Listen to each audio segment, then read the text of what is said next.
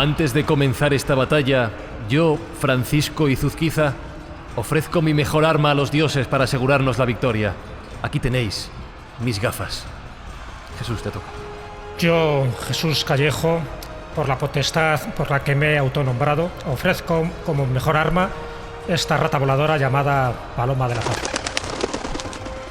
Oh dioses, utilizad de lo mejor posible este don que os ofrezco, que es el poco pelo que me queda. Guillermo, te toca. Oh dioses, ofrezco esta arma poderosa, atravesadora de cráneos, perforadora de ojos, rompedora de oídos, mi pelotilla interdigital, redondeada extraída de entre el dedo pulgar y el índice del pie. Vamos a ganar esta batalla dando asco, ¿eh? Es terrible. Buscamos los límites de la ciencia, el futuro de la tecnología, el alcance de la mente humana. Esto es Mindfacts. Bienvenidos a Mindfacts, donde cada semana buscamos los límites de la ciencia, de la tecnología y de las formas más insólitas de ganar una batalla o una guerra. ¡Qué asco! Jesús Callejo, ¿cómo estás? Pues bien. La verdad que Guillermo ha superado lo mío, ¿no? de la rata voladora. Sí. Sergio Cordero, ¿qué tal va el pelo? Bueno, pues ya sabes, decayendo, va de mal en peor, ciertamente. Al pelos del programa, Alberto Espinosa, le tenemos hoy detrás de los micrófonos haciendo el sonido. Ahí está, mira cómo suena Chihuahua. Y con nosotros hoy Guillermo Díaz, amigo de Mindfacts, amigo por supuesto, colaborador de La Escóbula de la Brújula, autor de Grandes Batallas en la Pantalla, el libro que queda recomendadísimo desde ya. Os animamos que escuchéis La Escóbula con Guillermo Díaz, que ha sido un exitazo y seguro que hoy también os va a gustar este programa de Mindfacts. ¿Cómo estás, Guillermo? Pues muy bien, muy contento con la precharla, que esto nunca se escucha, pero precalienta maravilloso y llevamos pues casi un Mindfacts entero previo. Sí, ya lo teníamos que haber grabado. Y con todo esto que hacemos aquí en la precharla, en la charla y por supuesto en la postcharla, Sergio, nuestro objetivo siempre es ayudar a quien realmente lo necesita gracias a las escuchas de los oyentes. Sí, ya sabes que digo que Mindfacts es una herramienta para hacer el bien y bueno, gracias a todas las escuchas de los oyentes estamos recopilando alimentos para poder paliar esas terribles colas del hambre que estamos sufriendo en España y por desgracia en todo el mundo. A día de hoy tenemos 300 raciones ya para donar, pero serán muchas más gracias a la escucha de la gente que está ahí detrás. Gracias a vosotros, ya sabéis, a vuestras escuchas todo esto es posible. Y hoy, además de intentar hacer el bien, vamos a dedicar un programa entero a hacer un poquito el mal. Hoy hablamos de armamento Mindfacts.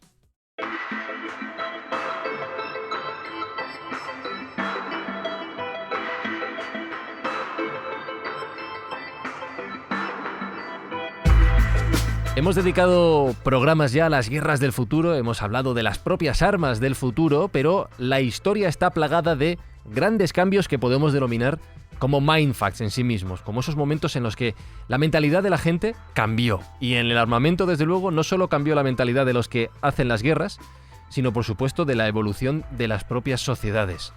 Yo no sé, Jesús, Guillermo, Jesús, a ver quién se atreve a responderme a esta primera pregunta. ¿Cuál sería la primera gran arma de la historia? Primer artefacto que realmente cambió el curso de las batallas, de las guerras de verdad. Porque entiendo que pegarnos nos pegamos de toda la vida. Bueno, la primera arma, empiezo yo un poco diciendo lo que es más obvio. La primera arma es una piedra, es el arma arrojadiza, es donde tú puedes lanzar algo contra alguien y le haces daño. Y además con una cierta distancia, ¿no? Para intentar buscar una cierta seguridad. Y luego es verdad que la historia del armamento es la historia de la humanidad, porque ya sabéis que el hombre muchas veces potencia lo mejor de su inteligencia para hacer el bien, pero a veces utiliza lo más mezquino del ser humano para hacer el mal. Y dentro de esa estrategia está cómo matar más y mejor. Y además a distancia, de una forma mucho más cobarde, lo cual va en contra de las guerras de la antigüedad, donde lo importante era verse a los ojos.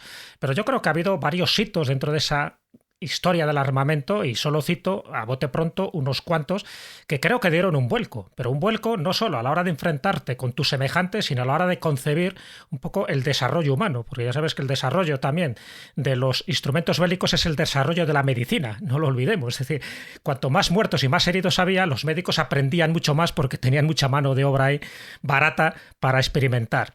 La pólvora, evidentemente, yo creo que es uno de los puntos cruciales, creo que estaremos todos de acuerdo.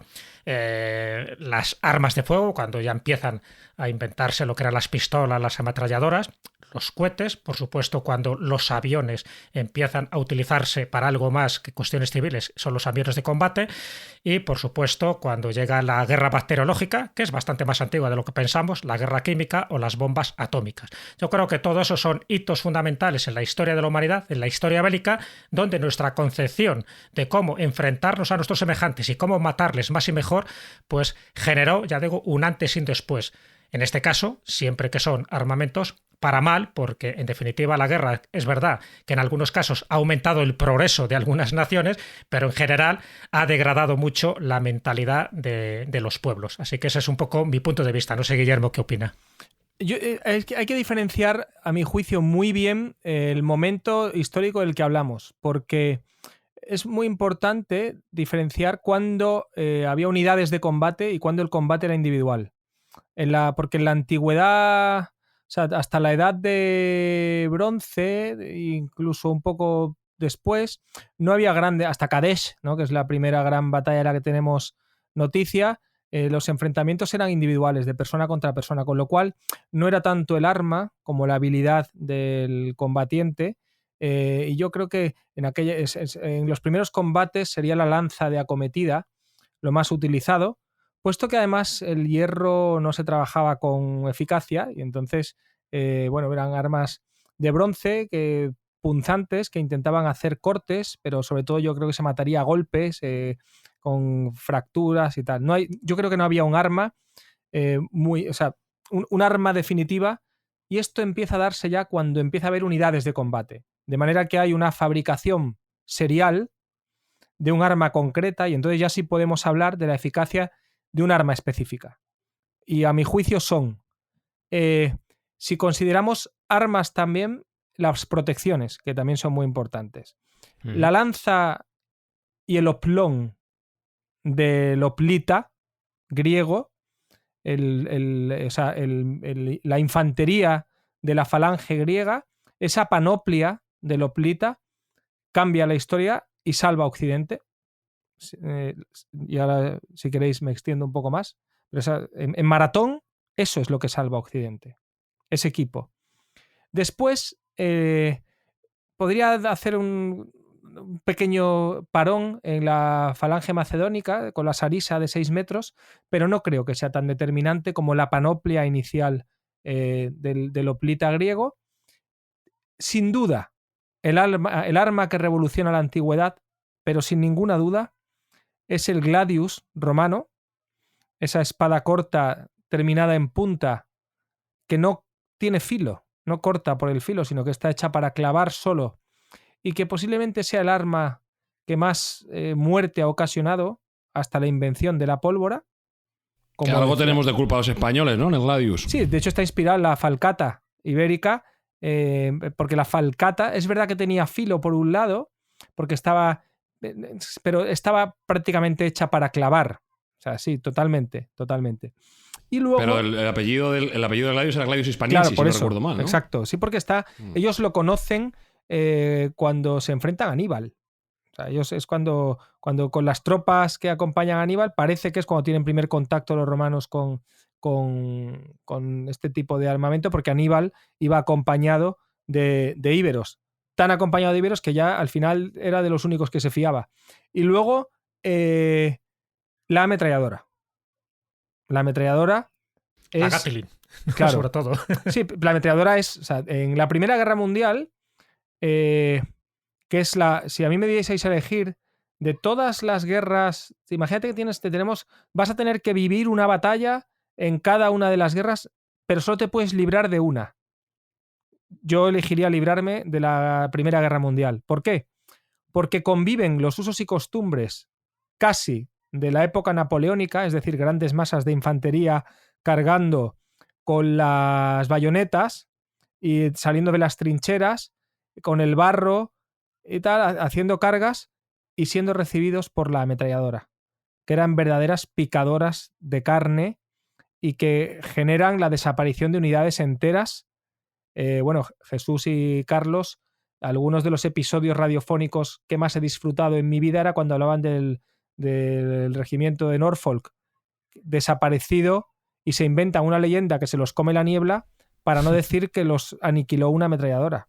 A todos. Exacto. Sí, O sea que, entonces, la ametralladora... O el fin de los últimos samuráis. Claro, la película claro. también. Entonces, como la ametralladora... entonces, para mí esos tres, la panoplia del hoplita griego, el gladius hispaniensis y la ametralladora, lo que es en el combate de infantería, de ejército contra ejército. Y luego ya podríamos hablar de las bombas, del napalm, de las bombas nucleares y tal, pero ya ahí yo creo que entramos en un campo que yo domino menos, en primer lugar, o sea, lo cual sería... Y segundo, que creo que es muy discutible ya si, por ejemplo, el gas mostaza o las bombas H, porque no sabemos tampoco, se utilizan muy pocas veces, pero de forma muy brutal, ¿no? Entonces, no sé exactamente la eficacia, sobre todo estratégica, más que táctica. Es decir, la producción en masa de armas nucleares durante la Guerra Fría buscaba intimidar, pero no se pensaba utilizarlas. Con lo cual, tengo un problema a la hora de determinar si estas armas cambian o no realmente el curso de la guerra. No sé si me explico. Porque es verdad que las bombas nucleares, las únicas que se han tirado en combate, ha sido para terminar de arrollar al Japón del Eje, que no termina de rendirse. Pero no sé si realmente eso cambió el curso de la historia o se la podían haber ahorrado también.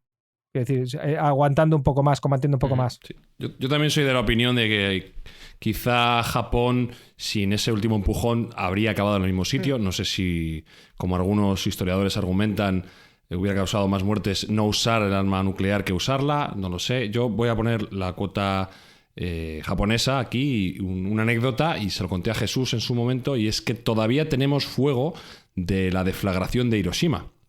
Del fuego original de la deflagración de Hiroshima se conserva hoy en día en un templo en Tokio, en Ueno. Esa llama no la dejaron perecer y está viva todavía para el recuerdo de todos los japoneses y todos los visitantes que acuden al parque de Tokio en Japón, el parque de Ueno, donde está el zoológico. Es un parque donde hay varios templos, y en uno de ellos está contenido el fuego original de la deflagración de Hiroshima. Es algo que te hace pensar y reflexionar sobre aquella... Pero escúchame, pero esto es simbólico, ¿no?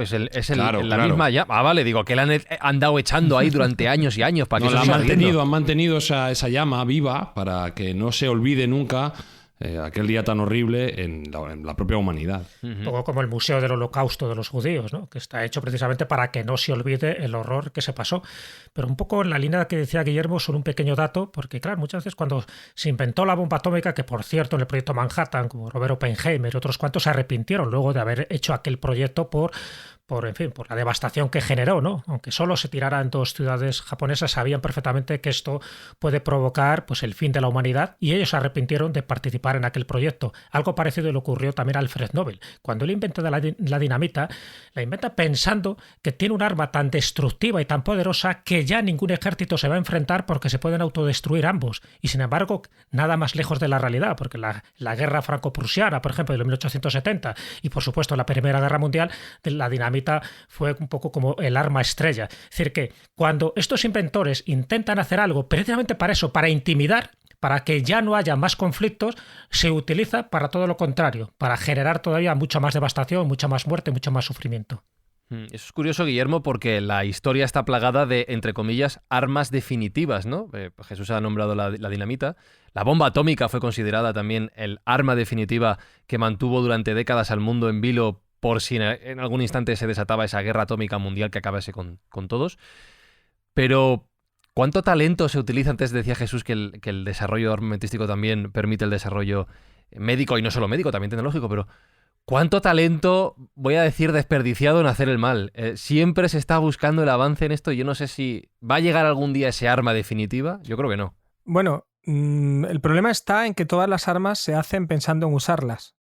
Es decir, es como cualquier teoría filosófica, política, sociológica, tiene vocación de convertirse en práctica, ¿no? Pues las armas están, aunque Alfred Nobel tuviera muy buena intención, como contaba Jesús, realmente al final siempre se usa. La historia nos lo dice, porque siempre hay alguien un poquito más tarumba que los demás y le da el botoncito. Entonces, Bueno, yo viendo los mandatarios que empiezan a surgir por algunas latitudes que hemos tenido y que pueden volver, yo no tendría botoncitos muy poderosos, porque Teléfono Rojo, volamos hacia Moscú se puede convertir en una película histórica, ¿sabes? En vez de una parodia. Ahora, hay una cosa que sí es absolutamente cierta. En paralelo al mal, siempre avanza el bien.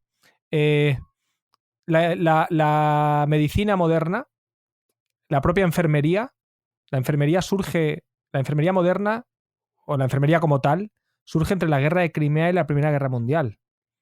Y no os imagináis la de vidas que ha salvado. Es más, ha salvado más vidas que las que costaron esas guerras infinitamente. Y ahí se descubrió pues, las infecciones, la importancia de la sepsis, de lavarse, de estar limpio. Eso lo descubren las enfermeras. O sea, estas cosas, Sí. bueno... la gran enfermera, Florence Nightingale. Florence Nightingale, ejemplo. exacto. Claro. Y yo ahí, pues, a mí yo soy un optimista con el ser humano, ¿eh? O sea, yo creo que soy en ese sentido, soy a favor, ¿vale? Estoy a favor. Pero es verdad que el mal siempre es mucho más sonoro, pero en realidad hemos avanzado hacia el bien, y aunque tengamos cada vez armas más poderosas y más destructivas, en cuanto a lo que es el porcentaje de población, el número de muertes violentas ha bajado muchísimo, muchísimo. Es decir, no hay ningún periodo de la historia de la humanidad donde muera menos gente de forma violenta que la actualidad. Aquí somos pinkerianos todos, ¿no? Yo absoluto. No, de hecho, Yo también, esto, convencido. o sea, Los Ángeles que llevamos dentro, el libro de Pinker, para mí el libro más importante de Pinker es La tabla rasa, pero para pesimistas, Los Ángeles que llevamos dentro es importantísimo. Y para el pensamiento tarumba, para el populismo y tal, recomiendo Enlightenment, ¿no? En defensa de la ilustración. Buenísimo. Pero para esto que hablamos ahora, Los Ángeles que llevamos dentro, cómo la humanidad, a pesar de que ha ido creando cada vez armas más destructivas, ha ido expulsando la violencia de la sociedad y como mecanismo de resolución de los conflictos sociales, es interesantísimo. Y os voy a contar otra cosa, un libro que estoy deseando que se traduzca, porque yo en inglés leo, pero me cuesta, o sea, no es lo mismo que leer en castellano y tengo que estar con un diccionario al lado y tal muchas veces y se me hace muy pesado. Pero Richard Wrangham ha escrito uno que era The Goodness Paradox, la paradoja de la bondad, donde cuenta cómo la paradoja es que hemos erradicado a los ejemplares, a los individuos más violentos de la humanidad mediante la violencia. ¿Qué quiero decir? La humanidad se ha encargado de encarcelar o de matar a sus ejemplares más violentos, de manera que los eliminaban de la cadena evolutiva y esos genes, porque la violencia está muy vinculada a la genética, se eliminaban de las... Me encanta el precepto, me encanta. Es brutal. Entonces... Es muy mindfax esto también, ¿eh? Claro, Sí, a ver, sí. yo os escucho, jolín, sea que ha venido. Estoy en un tono muy distinto. Viene con los deberes hechos. Claro, Sí, estoy, sí, estoy en un tono muy distinto a lo que hacemos en la escóbula y tal, pero a mí me flipa. O sea, yo soy un adorador del fact, ¿vale?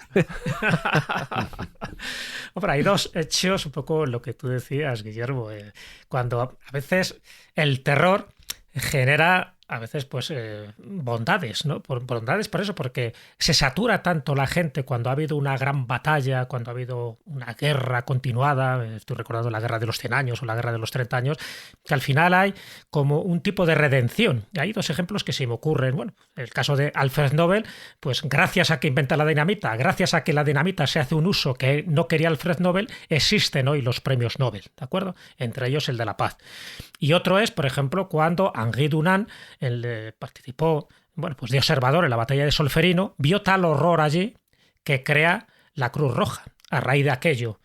O, en fin, se pueden poner multitud de ejemplos, ¿no? Incluso, pues, lo lo que se hizo con las ambulancias estas móviles, la QGI que llamaban, ¿no? Que eran rayos X portátiles, donde se utilizó la tecnología más puntera que había en aquel momento, que eran las máquinas de rayos X, pero pequeñitas, es decir, en un modelo mucho más accesible para que pudieran llegar cuanto antes al campo de batalla, sobre todo a los campamentos donde se recluían en estos hospitales de campaña los heridos, y gracias a esa tecnología de QGI y de Módico, que era también uno de los... ¿cómo se llamaba este hombre? Uno español que además fue el que creó estas ambulancias, no, sobre todo este tipo de aparatos portátiles que eran los rayos X. Luego os lo diré, me acordaré en este momento. Justo en aquel momento la tecnología más puntera que había en este campo, que era la medicina, se utilizó para paliar los efectos que se estaban produciendo en la Primera Guerra Mundial. Módico Sánchez era el inventor español que crea estos aparatos y que Madame Curie los desarrolló de tal manera para que estuvieran en los campamentos de guerra cuanto antes y se evitaron millones y millones y millones de víctimas, aparte de aquellos que han inventado las vacunas. Por ejemplo, a raíz un poco de todas este tipo de epidemias, muchas de ellas generadas por la falta de asepsia en las batallas, también ha hecho que el desarrollo médico haya evolucionado muchísimo. Por eso te digo que siempre tiene esa contraparte, vamos a llamarla más benéfica, más altruista, gracias al horror que generan estas batallas. Y te digo el fact de esto que acabas de decir, la evidencia de esto que acabas de decir. En la literatura que hay algunas de las obras literarias más bonitas que he leído yo son de gente que ha ido a la guerra. Está La roja insignia del valor de Stephen Crane, o El miedo de Chevalier, o Tempestades de acero de Juncker, ¿no? De Juncker, o Diario de un marine. También está bien, me gusta menos, pero está bien. Son gente que ha estado en la guerra. Bien. ¿Qué característica tienen la mayoría? Si bien la Segunda Guerra Mundial empieza por un mal cierre de la primera, es cierto que la primera Guerra Mundial empieza con un componente romántico y heroico. Cuando Junger cuenta en Tempestades de acero, o el propio, que lo mencionamos también el otro día en la escuela, Stefan Zweig en El mundo de ayer, cuenta lo contentos que iban al combate los jóvenes porque no habían vivido una guerra, la tenían demasiado lejana ya, porque era la primera gran guerra del siglo XX, la estaban viviendo ellos, ¿no? Entonces había poemas, había literatura bélica, iban cantando, desfilando, maravillados con sus uniformes relucientes y a luchar por la patria junto al compañero y con un componente romántico, ¿no? Esto es lo que le sucede a quien no ha conocido la guerra. El resto de la obra de Junger, de Tempestades de aceros, es llanto, es dolor, es infierno, es echar de menos a su madre, es ver morir al amigo y es arrepentimiento de haber generado y haberse metido en ese infierno que además le acompañará el resto de su vida, le atormentará en sueños para el resto, hasta el último de sus días, ¿no? Entonces, esta es la evidencia de que la guerra purga también. La guerra es tal horror.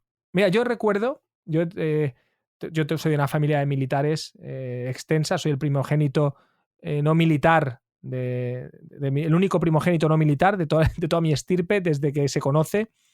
Y yo te podía hablar muchas veces pues, con gente que ha estado en combates, tal. Mi propio padre ha estado en el Sáhara, luego ha estado también, bueno, otras cuestiones, pero mi abuelo materno me contaba que él estaba destinado a la Legión y había hombres que habían combatido en la Segunda Guerra Mundial que acabaron en la Legión, viniendo del extranjero, ¿no? Y acabaron en la Legión. Había uno que no tenía dientes, los tenía absolutamente destrozados, limados y reconstruidos de apretarlos los bombardeos. De esas noches de bombardeo, y tenía los dientes todos destrozados y rotos de apretarlos escondido en un búnker. Quiero decir, la locura de guerra es el destrozo psíquico de la guerra. Ahí hay montones de documentales y hay muchísima bibliografía, aniquiló la moral de una generación completa. Los suicidios que hubo después de la Primera Guerra Mundial y de la Segunda Guerra Mundial denotan cómo a veces yo no sé si es peor la guerra o la inmediata posguerra, que eso también es una cuestión de la que se habla menos, ¿no? Entonces, la bondad y la paz que viene después de la guerra es fruto del horror que se acaba de vivir. Por eso hay que parar también los pies en cuanto surge la épica de la guerra, en cuanto se llama a la épica del combate. Hay que llamar a la épica de la libertad, hay que llamar a la épica de las instituciones, de tu orgullo de pertenencia a un grupo, pero nunca hay que llamar a la épica del enfrentamiento porque es enormemente peligrosa. Y somos muy afortunados porque estamos en una generación que no ha vivido guerras hace mucho tiempo. Es el periodo más largo de paz que ha vivido Europa. Pero también es un momento peligroso porque está muy lejos de la mentalidad colectiva todo este horror.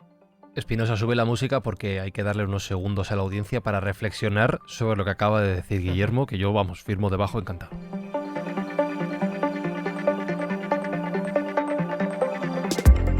Y hablando de guerra, reflexionando sobre todo esto que nos cuenta Guillermo, Sergio, tienes ahí una lista de armas por las cuales quieres preguntar, armas históricas, curiosas todas ellas. Bueno, quiero aprovechar que tenemos un especialista como Guillermo para preguntarle su opinión acerca de algunas armas que no está probado históricamente que se han utilizado, aunque sí que es cierto que parece ser que hay unos indicios de que en algún momento se pudieron utilizar. Yo recuerdo que en una visita a Sicilia pasamos por la ciudad de Siracusa y allí tenían una placa como de recuerdo a uno de sus ciudadanos pues, más insignes, como puede ser Arquímedes, que era oriundo de allí, y cómo parece ser que Arquímedes ayudó a la defensa de la ciudad con un arma terrorífica como era el espejo curvo o cóncavo, que parece ser que reflejaba los rayos del sol y era capaz de quemar las naves enemigas. Yo no sé hasta qué punto, Guillermo, le podemos dar credibilidad a este tipo de armas. ¿Crees que este tipo de espejos pudieron ser reales o no? ¿O simplemente quedan en el imaginario colectivo? A ver, yo el espejo cóncavo, espejo Ustorio, que lo llamaron también, honestamente, me parece una idea estupenda, pero yo creo que estaría más sobre el papel. Quiero decir, porque no me imagino yo, o sea, para tú proyectar ese espejo sobre una vela de un barco y quemarlo, el barco se tiene que estar quieto. Y la concentración de luz del fuego, o sea, del sol, esa forma de lupa, ¿no? De quemar la lupa, yo creo que en ensayos sí funcionaría, dejando a lo mejor un... Sí, vaya por delante que los cazadores de mitos, aquel programa que había donde se probaban diferentes cosas, consiguieron quemar una vela con un espejo cóncavo. Hicieron la prueba. Evidentemente, no sé si las circunstancias eran las mismas que durante un asedio de aquel momento, pero ellos sí que fueron capaces de concretar esos rayos solares, claro, y prender fuego a unas velas. Pero esa vela estaba en movimiento, intentaba evitar el espejo y había humo porque estaba ardiendo un barco al lado y nubes porque están combatiendo. No sé si me explico.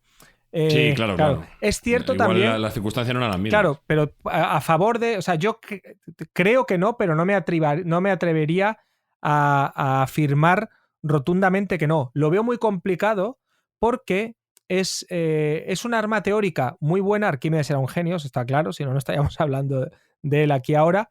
Pero es cierto que yo que sí he estudiado mucho el fenómeno de la batalla, me parece muy difícil que se pueda. Hace falta cierta calma, cierta paz para poder depositar un rayo de luz sobre una vela que viene. Ten en cuenta que la vela... como muy condiciones de laboratorio, ¿no, Guillermo? Exacto. Funciona sobre el papel. Lo acabas de clavar, justo eso. Justo, eso es lo que yo creo sobre el espejo Ustorio. Y respecto al fuego griego, ¿qué opinas? Eso sí, ¿Crees que eso sí. fue un predecesor del napalm o no? Sí, eso sí. Sí lo ves más fácil. Sí, eso sí se ha usado. Además, estoy absolutamente seguro y de que además... o sea, tuvo que causar estragos y ser horrible. O sea, tuvo que ser horrible. Lo que pasa es que es verdad que solo en circunstancias muy concretas, para tanto el transporte como el uso y tal, pues tampoco sería muy frecuente. Yo creo que se daría en un par de ocasiones, pero que fueron tan terribles que han conseguido que llegue hasta nuestro tiempo. Bueno, para nosotros ahora lo tenemos medio reciente porque se puso de moda el concepto en un capítulo de Juego de Tronos en el cual había un ataque a desembarco del rey y Tyrion pues hace una especie de... Creo que le llaman fuego valirio o algo así, que era como verdoso.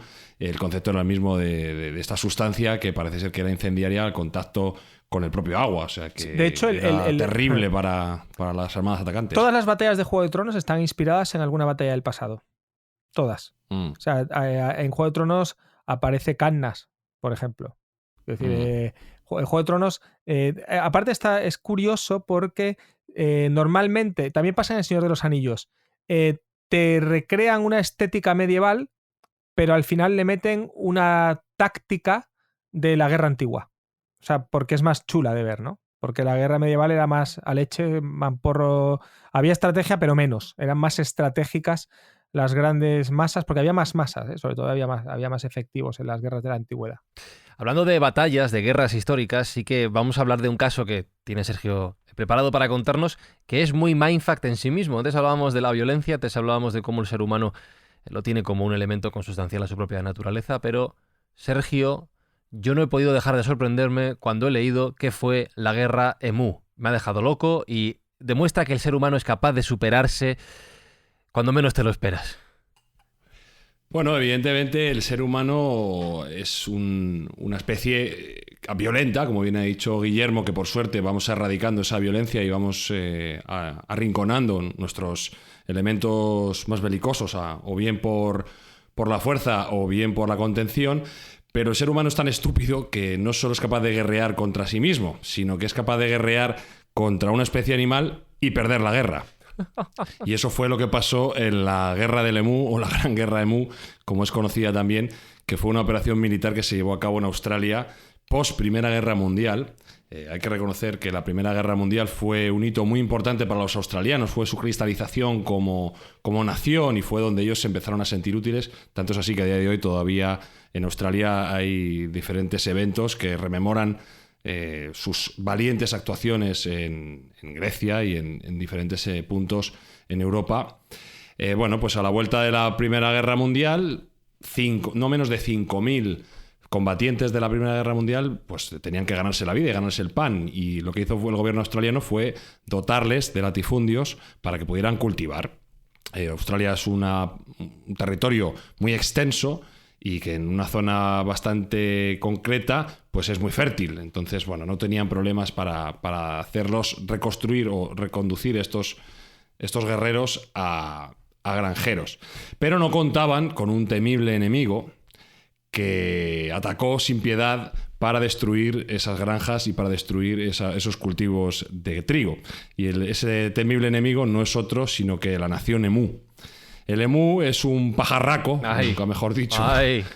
Es un pajarraco de unos 2 metros, primo hermano del avestruz, y que, bueno, que puede ser bastante puñetero. Que no se pega contra uno más grande que uno mismo. Que es de bueno, en Australia en general no te pegues con nada, ni con un canguro. Sí. Si ves una araña no la pises. La medida de lo posible deja a los bichos en paz en Australia porque no te va a ir bien si te metes con ellos.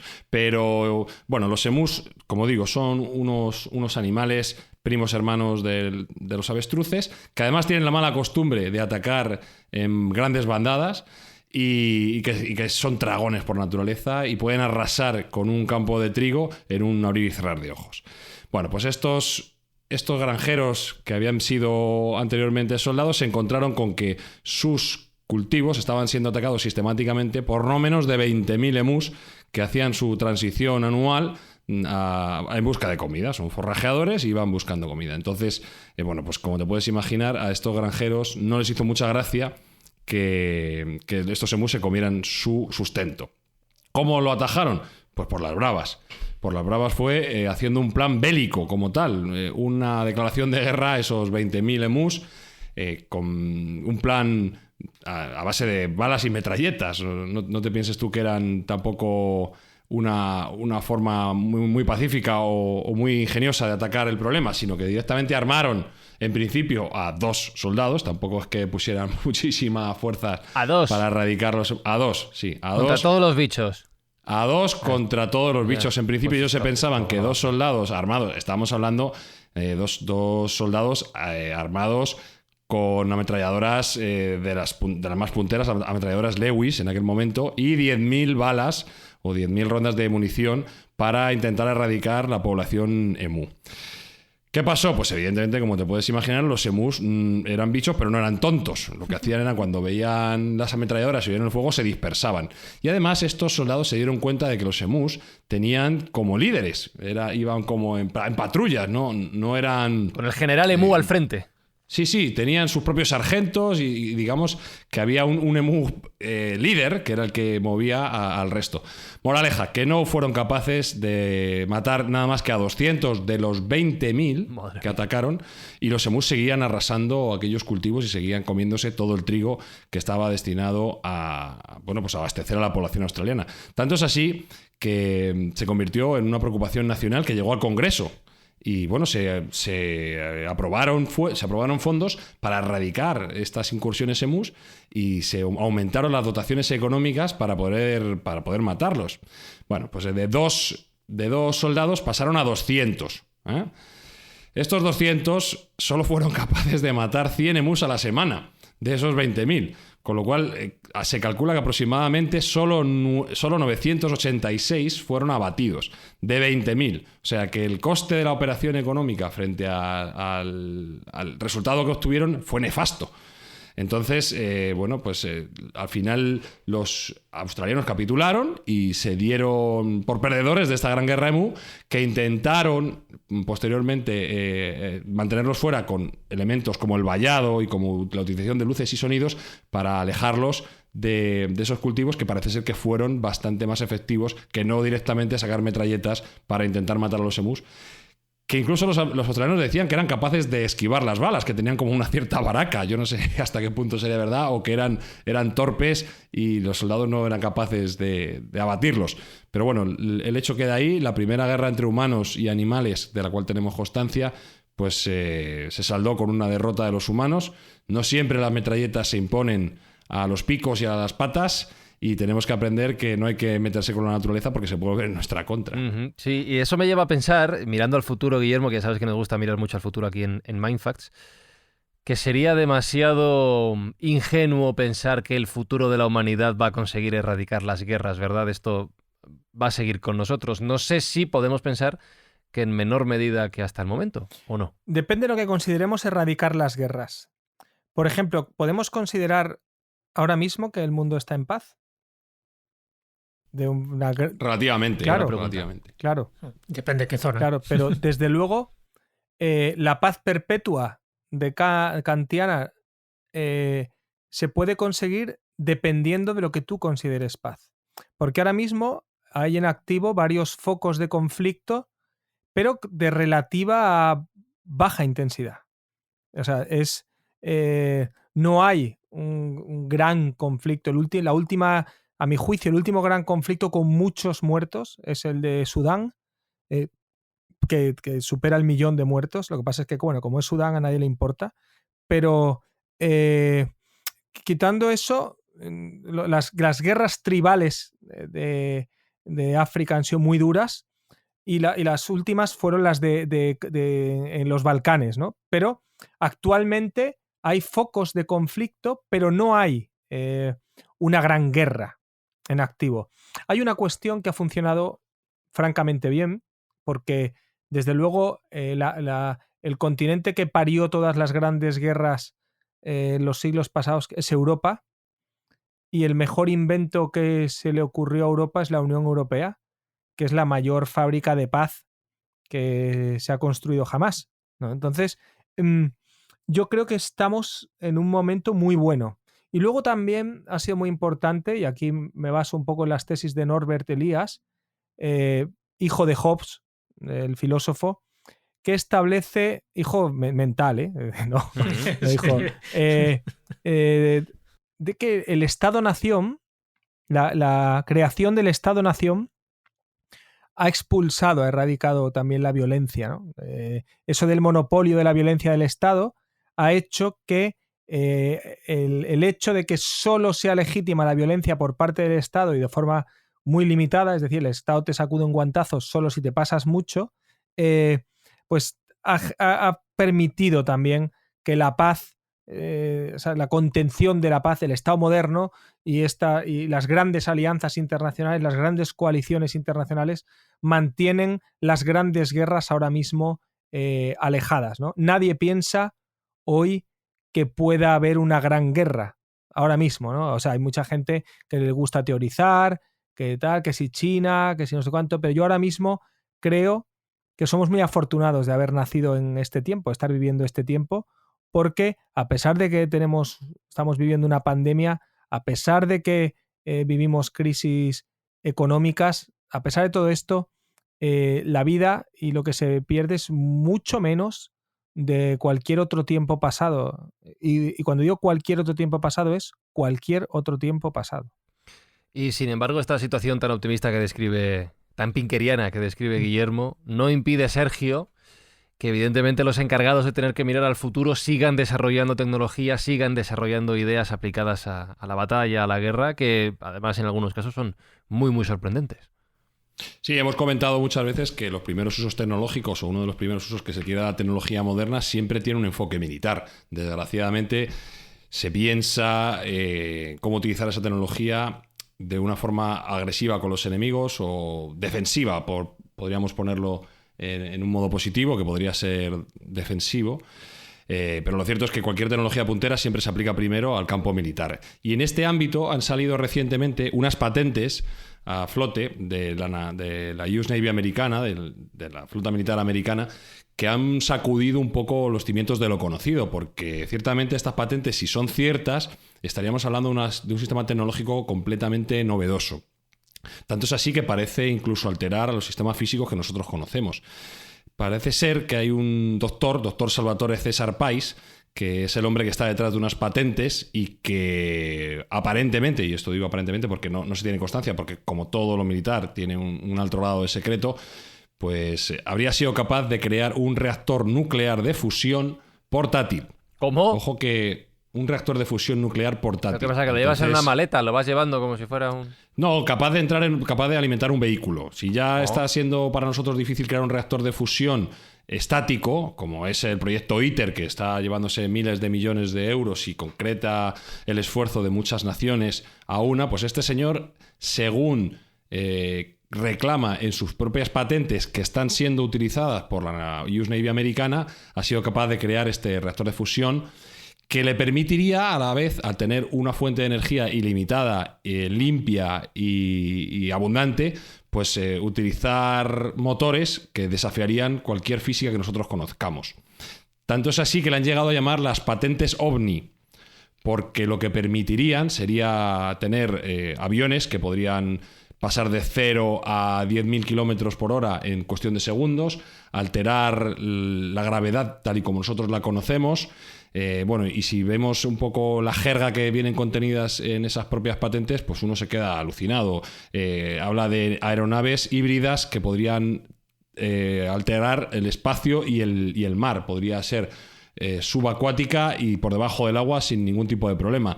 Generadores electromagnéticos de campo, conductores de alta temperatura, superconductores de alta temperatura. Tanto es así que, bueno, pues como digo, esa tecnología podría ser parecida a la que uno se imagina de civilizaciones extraterrestres o estos ovnis que estamos acostumbrados a ver y que no sabemos muy bien de dónde vienen. Uh-huh. Bueno, pues las patentes existen, no tenemos pruebas de que la tecnología se está utilizando, pero si son ciertas puede poner patas arriba cualquier sistema de defensa, porque los usos que se le podría dar a este tipo de energía nuclear portátil, infinita y limitada, pues podrían ser tremendos de cara al arte de la guerra. Esto sería el sueño de un grupo terrorista, ¿no? Llevar un maletín atómico que puedas hacer uso de él, y portátil además, ¿no? Puedes hacer uso de él cuando te dé la gana. El sueño del terrorista y cantidad de películas y novelas que hay en este sentido. Sí, bueno, sería más enfocado a la generación de energía más que a la propia explosión nuclear, porque dispositivos nucleares... Ya, pero juega con fuego. Pero no es tan sencillo. A ver, lo que está diciendo Sergio, ya se puede llevar un artefacto nuclear en un maletín, ¿eh? O sea, quiero decir que Pero esto es pero mucho no más de fusión, potente, sería de fisión. Claro, exacto. Claro, pero en este caso, una bomba sucia te puede... O sea, ya te puede hacer pedazos. O sea, Pero hay una... Pero lo que pasa es que no es sencillo, tienes que armarla in situ. Por eso están siempre detrás del uranio y todo esto. Pero lo que está diciendo Sergio, que yo no lo sabía, y mira, yo antes estaba mucho más atento a estos temas, ahora por una cuestión de tiempo no. De hecho, tenía un pique con Carlos Canales que era ver quién encontraba el invento más raro. Y siempre ganaba Carlos, por supuesto, que decir, no sé ni por qué lo intentaba. Pero, Es imposible claro, eso. pero es verdad que esto que está diciendo Sergio, el problema que yo creo que tiene no es tanto la patente en sí, sino como la física de materiales que tiene, o sea, los materiales que tendrían que aguantar la potencia que es capaz de desarrollar un motor de esas características. Quiero decir, si tú puedes pasar de 0 a 1000 kilómetros por hora en 2 segundos, a lo mejor con eso. Pero ¿qué material aguanta eso? ¿Sabes? Y es más, ¿quién pilota eso? No me refiero, porque eso ya no está pensado para algo tripulado, por supuesto, pero ¿cómo conduces tú eso? O sea, ¿qué maquinaria de reflejos consigue llevar eso a cabo? Y lo que me ha parecido, o sea, es muy llamativo lo del reactor de fisión, pero lo que me ha parecido espectacular es el campo electromagnético, porque eso es el campo de fuerza de las naves de la Guerra de las Galaxias. O sea, quiero decir, Sí, de hecho te digo que la descripción de la propia patente es algo que te lleva las manos a la cabeza. Habla de un estado de energía vacía, que sería como el quinto estado de la materia o la quinta esencia, que podría romper lo que nosotros conocemos como espacio-tiempo. O sea, estamos hablando de un sistema totalmente inaudito y que podría incluso, algunos comentan que podría llegar incluso a llevarnos a viajes hiperlumínicos. O sea, algo que es tremendamente de ciencia ficción a día de hoy, pero que de ser cierto, y cuando está la patente y parece ser que ha habido científicos que han podido tener acceso a esas patentes y a esos diseños que lo han validado, al menos en la forma teórica, pues podríamos estar delante de un avance brutal si se utiliza para el bien. A la carrera espacial, ¿eh? Esto es un avance brutal para la carrera espacial. Por ejemplo. Sí, esto, porque... aparte ahora con toda la velocidad que sabemos ya para emitir datos, que nos llegan datos a tiempo real de Marte ahora mismo, imaginad lo que supone que una generación sea capaz de enviar con una tecnología de este tipo un artefacto a Plutón, y no solo a Plutón, Plutón está ahí al lado, a una galaxia de las que vemos ahora a X años luz, pues en poder enviar con esta tecnología a buscar un primito o un amiguito o lo que sea, ¿no? A entender el universo también. O sea, esto para mí lo más interesante, desde luego, es la carrera espacial. Vamos, no sé si ando muy perdido, pero Sergio, yo creo que es lo más interesante. No, absoluto, con toda la razón. Incluso si queremos desvariar un poco más, si tenemos energía infinita, ya sabéis que la energía y la materia son las dos caras de la misma moneda. Sí. Pues si tenemos energía infinita, podríamos tener materia infinita, podríamos jugar a ser dioses y crear materia a partir de esa energía infinita. La ecuación de Einstein lo permite. Entonces, bueno, un sistema energético de estas características podría poner patas arriba todo nuestro conocimiento científico y cambiar tremendamente la humanidad de estado. Sería un salto evolutivo brutal que nos pondría en un sistema de civilización nivel 2 probablemente de la escala Kardashev y podría hacer que saliéramos de casa por fin, de la cuna, como estaba diciendo Guillermo. Bueno, ya sabéis que uno de los que estuvo más cerca de esa energía infinita y además barata fue Nikola Tesla, y fue una de las razones por lo que le silenciaron. Así que ¿cuántos sabrán que se han acercado un poco a esta posibilidad? Energía infinita para el bien, me refiero. ¿Y cuántos han desaparecido del mapa sencillamente porque no es rentable que esa energía infinita se pueda comercializar? Bueno, es rentable para muchos, pero no para unos pocos, ¿no? ¿Os imagináis lo que es dejar de contaminar automáticamente en toda la emisión energética del planeta? Porque sería esto, ¿eh? Pues probablemente garantizarnos nuestra supervivencia al menos 1000 años más, que ahora mismo lo tenemos en el alambre. No, pero tú fíjate, ahora cuando nos confinamos 3 meses y la naturaleza empezó a ganar espacio. O sea, era alucinante. Empezó a sanar. Claro, fue alucinante. Entonces, esto que estás planteando es una noticia. Estas son las cosas que te ponen contento. Es decir, o sea, saber que esto está ahí al lado no, que está la patente, te pone contento. No vamos a ser pinkerianos, joder, claro. Eso es maravilloso. Sí, hay que serlo, que sí, hombre. Claro. Hay que animar a la gente. Bueno, que sea y otra cosa. Buenista y otra cosa. Y esto sí que le va a encantar a Jesús. Porque Jesús. Yo conozco bien las tesis que sostiene Jesús en su teoría de la intrusión Y incluso... Ahí hay un mindfuck, un día entero. Claro, pero la teoría de Jesús que sostiene Jesús y Carlos también, ¿no? De hecho, yo en la última versión de Seres y Lugares en los que usted no cree, ya la desarrolláis, esta tecnología también permitiría en un momento determinado ir a otra dimensión, ¿eh? O sea, sería una de las... Sí, Probablemente. Y ahí, Jesús, a lo mejor te encuentras muchas de las cosas de las que llevas toda tu vida escribiendo. Pues no me extrañaría. Hombre, hay una lógica aplastante solo conociendo un poquito de física y de química. Es decir, la materia ordinaria, la que conocemos, utilizando todo lo que sabemos, todos los planetas, todas las galaxias, todo lo que conocemos y podemos controlar, es el 4%. Es decir, todo lo demás, el 96%, es energía oscura o materia oscura. Es decir, a partir de ahí podemos desarrollar lo que queramos, porque no entendemos muy bien ni siquiera cómo funciona un poco este mundo tridimensional con una cuarta dimensión a la que llamamos tiempo. Entonces, evidentemente, si eso lo desconocemos, pues por ahí hay grietas, hay ventanas espaciotemporales por las que pueden entrar o pueden salir este tipo de criaturas que hemos comentado, y eso sí que nos daría un vuelco totalmente, eso sí que sería un mindfuck, porque nos daría un vuelco totalmente a nuestra percepción de la realidad. Ahora pensamos que la realidad es lo que vemos, que tocamos, que sentimos, pero sin embargo la realidad es mucho más compleja. Eso lo sabían los grandes místicos y lo saben los nuevos teóricos de la física. A mí me horroriza... Perdón, termino. Me horroriza morirme. O sea, yo estoy en el Ecuador de mi vida. Espero. Hemos dado la vuelta al jamón ya. Sí, pero me horroriza morirme a puertas de esto. Quiero decir, esto me horroriza. O sea, tú imagínate que Tienes FOMO vital, ¿no? El fear of missing out. O sea, no, tú imagínate, tío, o sea, que estemos cerca de ver otra dimensión, de conocer otra dimensión y nos lo perdamos. O sea, ¿os imagináis la de cosas que se podrían explicar pudiendo ver? Pero estas cosas, esto que ha anunciado Sergio, estas patentes que ha anunciado Sergio, es que esto nos acerca a eso, ¿eh? Porque el gran problema es de generación de energía. El gran problema de la mayoría o sea, los límites de la humanidad están en la energía. Todo es energía. Claro. Pero es que para que demos ese salto, vamos a llamarle cuántico, antes tiene que darse una premisa que para mí es esencial. Tenemos que dejar de matarnos unos a otros. Es decir, mientras estemos dedicando nuestra energía mental a hacer el mal, a destruir, en lugar de a construir, pues vamos por mal camino. Es decir, yo creo que el mundo tiene unas posibilidades infinitas. De hecho, ya sabéis que la gran tecnología es lo más parecido a la alta magia, y cuando más desarrollemos estas tecnologías, más nos vamos a dar cuenta del papel que ocupamos no solo en el planeta, no solo en el sistema solar, sino en el universo.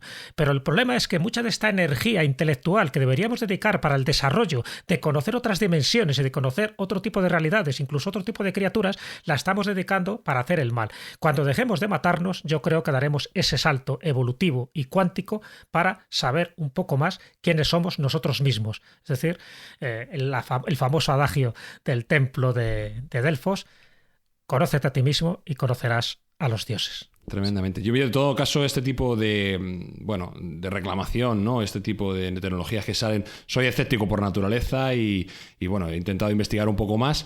Y hay dos cosas que me hacen pensar que pueden ser ciertas. La primera, que hay un proyecto de Lockheed Martin, que es una de las consultoras y de las empresas que trabaja con la Marina Americana, que habla de este proyecto, que habla de reactores nucleares de fusión portátiles, y que parece ser que lo tienen en la antesala civil. Es decir, ellos están planeando que de aquí a 5 años sacar el modelo civil, con lo cual el militar debe existir ya.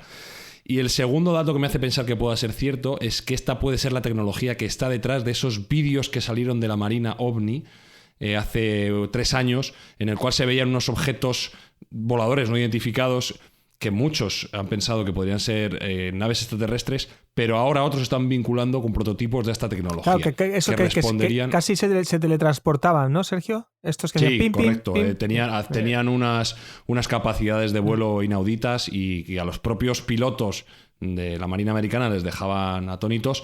Bueno, pues podría ser que la tecnología que esté detrás de esas naves fuera este tipo de reactor de fusión nuclear portátil, que les permitiría, bueno, pues hacer ese tipo de maravillas y otras más. O sea, que estaríamos en la antesala de una tecnología que cambiaría la humanidad tal y como la conocemos. Tengo que decir que hace como 20 minutos, cuando habéis sacado este tema, que mi cerebro ha explotado, se ha quedado hecho papilla, y estoy intentando recomponer las piezas y Creo que voy a tener que escuchar esta segunda parte del podcast de nuevo para entender todo bien. Espero que los Mindfactors lo hayáis comprendido todo, porque como bien ha dicho Guillermo, estamos buscando los límites de lo que el ser humano es capaz de hacer y aquí en Mindfacts nos gusta derribar esas barreras. El problema es la comprensión de esta cabecita que hay aquí arriba intentando entenderlo, pero bueno, poco a poco lo iremos consiguiendo. Guillermo, gracias por acompañarnos hoy en Mindfacts, gracias por, primero, ayudarnos a entender nuestra historia, en este caso hablando de armamento, y gracias por esos mensajes que has lanzado que me parecen súper importantes y por esa idea final de que esos límites que están ahí, pero efectivamente están para ser derribados. Gracias a vosotros, es un lujo haber estado aquí. No soy científico, no tengo una formación científica, posiblemente haya metido algún patinazo a lo largo del programa de hoy. Yo aplico lo que sé y le aplico mi forma de ver las cosas y de razonarlas, pero he estado muy cómodo y bueno, este programa tiene una audiencia, entiendo, con un pensamiento científico grande, que espero que me perdonen algunos derrapes que haya podido cometer, pero yo creo que las reflexiones vinculadas al avance, al conocimiento científico, unidas a la historia. Yo soy un gran defensor de la tercera cultura, de unir el humanismo a la ciencia, intentar hacer confluir las dos cosas y sacar conclusiones de todo ello, nos permita pues, ser mejores. Y ha sido un honor, Fran, Jesús, Sergio y Alberto, que estás con el sonido. Pues gracias, un abrazo enorme, Guillermo. Gracias a vosotros.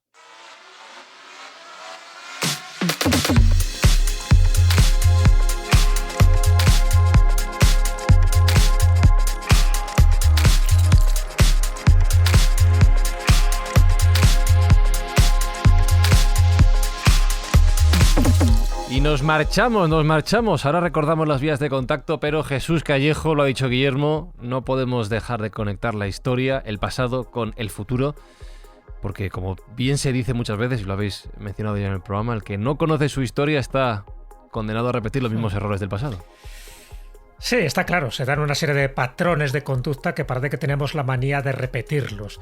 Un poco para despedirme, quiero hacerme eco de lo que dijo en su momento Mikhail Kalashnikov, ni menos el que fabricó posiblemente una de las armas más mortíferas del siglo XX y también incluso del siglo XXI, que es la AK-47. Él, cuando ya tenía 92 años y viendo un poco todo lo que se había hecho con su armamento, escribió una carta al patriarca de la Iglesia Ortodoxa rusa y una de las frases que decía en esa carta, el arrepentido un poco del efecto pernicioso que había generado la AK-47, dijo: el dolor de mi alma es insoportable. Espero que no se vuelva a repetir esa frase, y para que no se repita una frase como esa y que ese dolor no sea insoportable, fabriquemos la paz y destruyamos la guerra. Alberto Espinosa, ¿a ti te ha costado tanto como a mí entender alguna...? Sí, ¿no? Que, oye, el nivel ha estado alto. ¿Tú te lo has pasado bien? ¿Sí? ¿Quieres más cerveza? Es importante. ¿Vas bien de cerveza? Sí. Venga. Y Sergio Cordero, por cierto, lo que venimos a hacer aquí en Mindfacts es a derribar esos límites que he dicho antes, pero también recuerdo a hacer el bien, a ayudar a quien realmente le hace falta.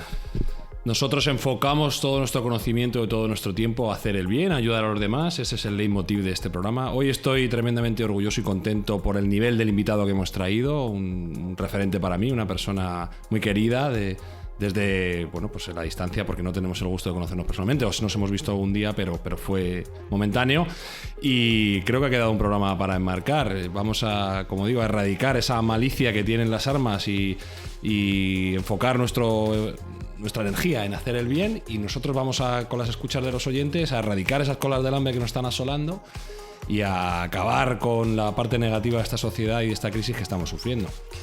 Y si os ha gustado el programa de hoy, ya sabéis, en Twitter @mindfacts_ nos dejáis vuestros mensajes, en vuestra red social o en vuestra plataforma de podcast favorita nos dejáis un comentario diciendo lo guapos que somos, lo bien que lo hacemos y lo interesante que contamos cada historia aquí en Mindfacts. Y si podéis dejar estrellitas, de 5 para arriba, ¿vale? Ya sabéis, el máximo como mínimo, siempre aquí en Mindfacts. Abrazos, besos. Pasadlo bien de parte de Fran y Zuzquiza. La semana que viene nos escuchamos aquí en Mindfacts. Chao. Mindfacts llega cada semana a tus oídos a través de Spotify, Apple Podcast, iVoox, Google Podcast o tu aplicación favorita. Búscanos en redes sociales. Somos Mindfacts. Dios está dentro del hombre, no de un hombre ni de un grupo de hombres, sino de todos los hombres, en vosotros. Vosotros, el pueblo, tenéis el poder. El poder de crear máquinas, el poder de crear felicidad. Vosotros, el pueblo, tenéis el poder de hacer esta vida libre y hermosa, de convertirla en una maravillosa aventura. En nombre de la democracia, utilicemos ese poder, actuando todos unidos. Luchemos por un mundo nuevo, digno y noble, que garantice a los hombres trabajo y dé a la juventud un futuro y a la vejez seguridad. Con la promesa de esas cosas, las fieras alcanzaron el poder, pero mintieron, no han cumplido sus promesas, ni nunca las cumplirán. Los dictadores son libres solo ellos, pero esclavizan al pueblo. Luchemos ahora para hacer nosotros realidad lo prometido. Todos a luchar para libertar al mundo, para derribar barreras nacionales, para eliminar la ambición, el odio y la intolerancia. Luchemos por el mundo de la razón. Un mundo donde la ciencia, donde el progreso nos conduzca a todos a la felicidad. ¡Soldados! En nombre de la democracia, debemos unirnos todos.